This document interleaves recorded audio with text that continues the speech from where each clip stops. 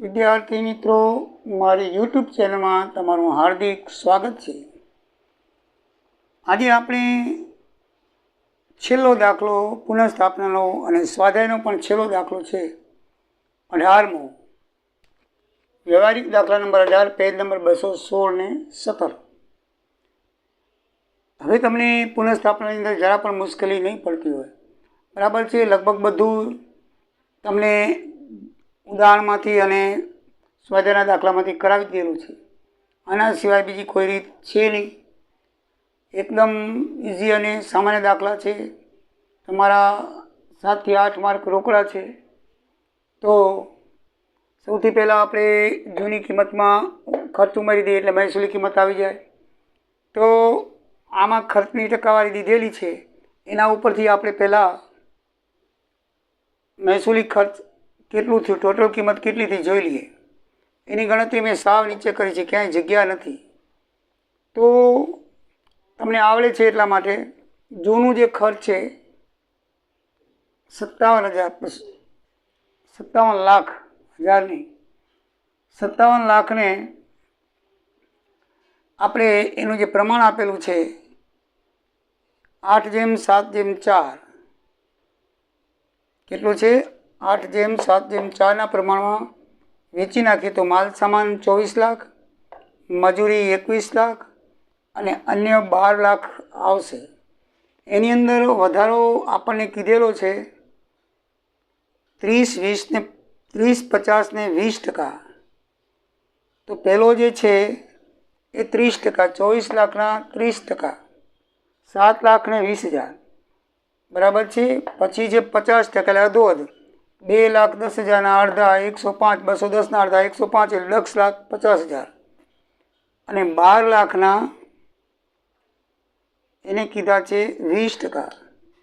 10% 1,20,000 થાય તો એનાથી ડબલ 20% 2,40,000 થાય। હવે એનું ટોટલ મારો તો માલ સામાન 31,20,000, મજૂરી 31,50,000 અને અન્ય 14,40,000 એટલે આ ટોટલ કરો તો 77,10,000 આવે। એટલે આ 77,10,000 જે છે એ નવી બિલ્ડિંગ રિનોવેશન ખર્ચ થયું, બરાબર છે। એટલે નવી બિલ્ડિંગમાં જૂનીને રિનોવેશન કર્યું એટલે મહેસૂલી ખર્ચ કહેવાય। હવે તો તમને ખ્યાલ છે, એટલે કે જૂનીની અંદર ખર્ચા ઉમેરવા, ખર્ચા ક્યાંથી આવ્યા તો આપણી પાસે દાખલાની અંદર આ રકમ છે ને, આ આપણે ખર્ચના પ્રમાણથી મેળવીએ 77,10,000, એમાંથી બાદ કરો 20,10,000 આવે। નવી કિંમત આ આવી, જૂની કિંમત દાખલામાં આપેલી છે, બેનો ડિફરન્સ એટલે ખર્ચમાં વધારો, બરાબર છે। તો ખર્ચની અંદર વધારો 20,10,000 થયો, ટોટલ મહેસૂલી ખર્ચ 77,10,000 થયો। તો 77,10,000 એ મહેસૂલી ખર્ચ કહેવાય।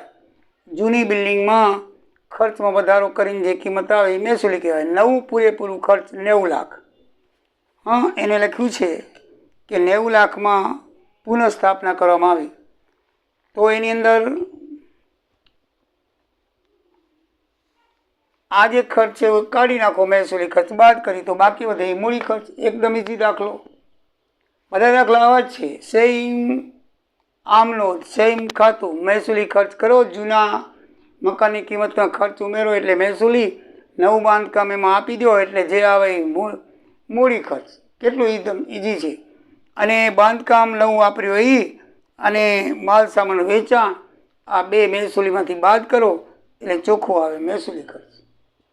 એકદમ ઇઝી ને સરળ દાખલો, નહીં કોઈ કાંઈ વિગત, નહીં કાંઈ, ખાતાએ પડી તો ઓટોમેટિકલી આમાંથી બની જશે। એટલે આના માર્ક મિત્રો જવા નથી, બધા દાખલા એમ છે તમે બધા 18 કરી શકશો। એકદમ ઇઝી છે, ના આવડે તો લખજો કોમેન્ટમાં, બરાબર છે। તો બાદ કરે તો 12,90,000 રૂપિયા મૂડી ખર્ચ આવ્યો। અને હવે એમાં માલ સામાન આપણને આપેલો છે, આ તમારો જવાબ 12,90,000। એની અંદર આપેલો છે જૂના માલ સામાન નવું બાંધકામ લખ્યું છે કે 2 લાખ રૂપિયા જૂની બિલ્ડિંગની અંદર એને ઉપયોગ કરેલો છે, બરાબર છે। જૂની બિલ્ડિંગમાં એમાં શું કરે છે, ઉપયોગ કરેલો છે। તમને એમ થાય કે ઘણી વખત દાખલામાં વત્તા કરીને આમાં વત્તા કરી તો આમાં કંઈ નવું ઓની જેમ સૂચના નથી લખેલી કે એમાં સમાવેશ થતો નથી કે સમાવેશ એમ લખેલું હોય ને કે સમાવેશ થતો નથી તો ઉમેરવાના. આમાં એવું કાંઈ લખ્યું નથી એટલે આપણે જૂનો માલ સામાનનો ખબર છે ને આગલા ઉદાહરણમાં એ બાંધકામમાં ઉમેર્યા હતા. એમાં દાખલામાં સૂચના હતી કે ભાઈ એમાં પુનઃસ્થાપનામાં સમાવેશ થતો નહોતો એટલા માટે આપણે એમાં એ ઉમેર્યો હતો. પણ કોઈ સૂચના ન હોય કાંઈ ન હોય તો આપણે ઉમેરવાની જરૂર નથી, બરાબર ને. એટલે ડાયરેક્ટ સીધો જૂના માલ સામાનનું નવું બાંધકામ 2 લાખ ઉપયોગ થયેલો સામાન છે જૂના માલનો, અને બીજું છે જૂના માલનું વેચાણનું રૂપિયા ઉપજા 1.5 લાખ રૂપિયા, બંનેનો સરવાળો કર્યો તો 3.5 લાખ રૂપિયા આવ્યા, 3,50,000. જે મહેસૂલીમાંથી બાદ કરો એટલે 73,60,000 રૂપિયા એ તમારું મહેસૂલી ખર્ચ થશે. મિત્રો એકદમ ઇઝી, બરાબર. હવે આપણે પહેલી આમનો જોઈએ. નવા રિલેશન ખાતે ઉધાર 12 લાખ ને કેટલા છે 90,000. તો એ કેવી રીતે આવ્યા 12,90,000? તો આ રહ્યું આ બેનો ડિફરન્સ. આ બેનો ડિફરન્સ હંમેશા પહેલી આમનોધમાં એ જ રકમ આવશે. આ બેના ડિફરન્સની નવા રિલેશન ખાતે લખી નાખવાની. પછી આ જે 77 છે એ મહેસૂલી કર પુનઃસ્થાપના ખાતે જશે. બેનું ટોટલ છે એ બેંક ખાતે જશે. આ રીતે તમારી પહેલી આમનોધ થશે, બાબત જે તમે જાણો છો. પછી નવા રિલેશનના નવા બિલ્ડિંગની અંદર જૂનો માલ સામાન વેચ્યો હોય નહીં, જૂનો માલ સામાન વાપર્યો હોય નહીં, તો જૂનો માલ સામાન વાપર્યો પુનઃસ્થાપના ખાતે જમા થશે. જૂનો માલ સામાન વેચાણો પુનઃસ્થાપના ખાતે જમા થશે.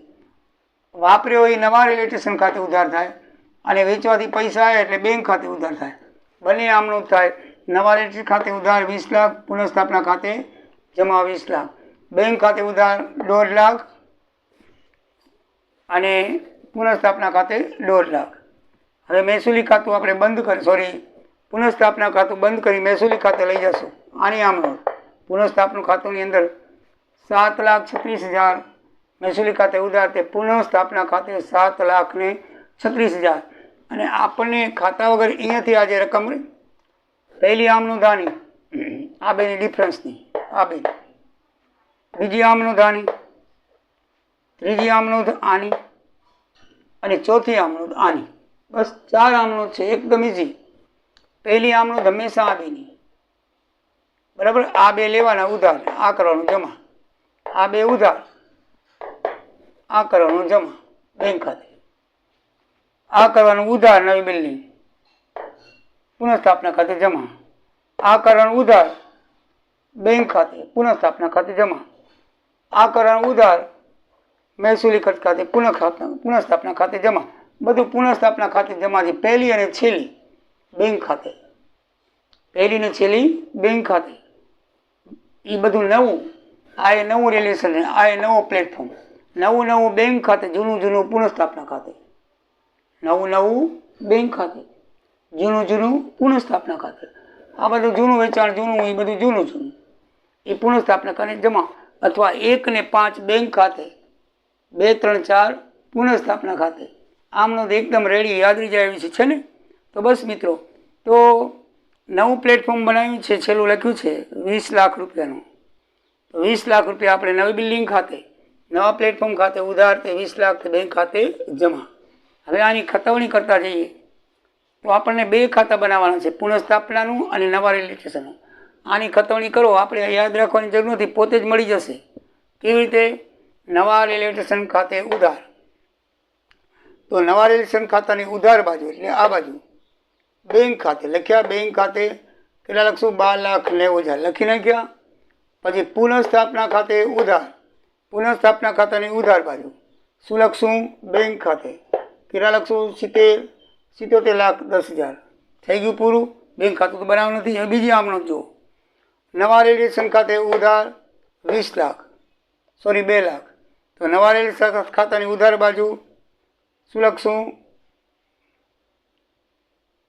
પુનઃસ્થાપના ખાતે નવા બેંક 2 લાખ રૂપિયા.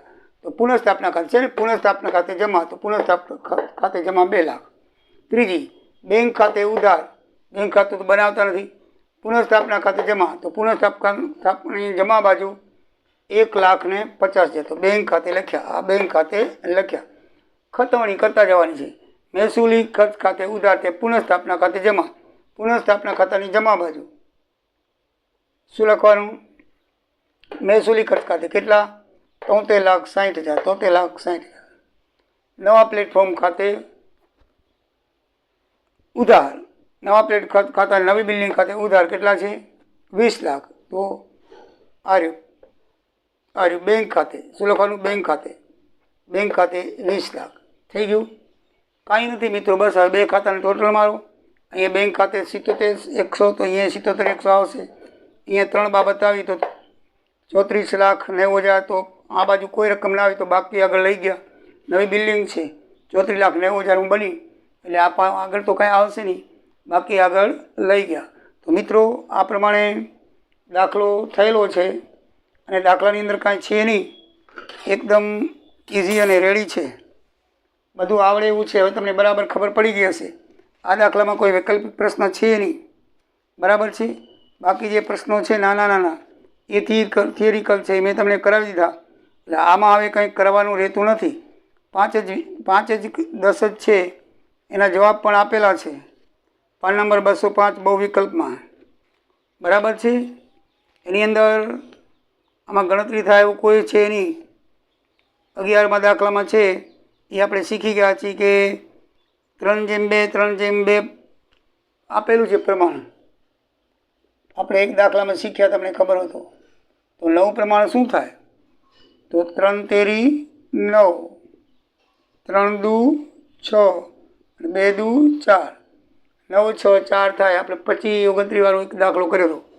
આમાં પડતર લખ્યું છે માલ સામાન મજૂરીના 3/2 ને મજૂરીના ખર્ચ અન્ય ખર્ચ પણ 3/2. તો માલ સામાન મજૂરી અન્યનું ખર્ચ કેટલું થશે? સૌરાષ્ટ્ર યુનિવર્સિટી F5 મે 2011માં પૂછાયેલો છે.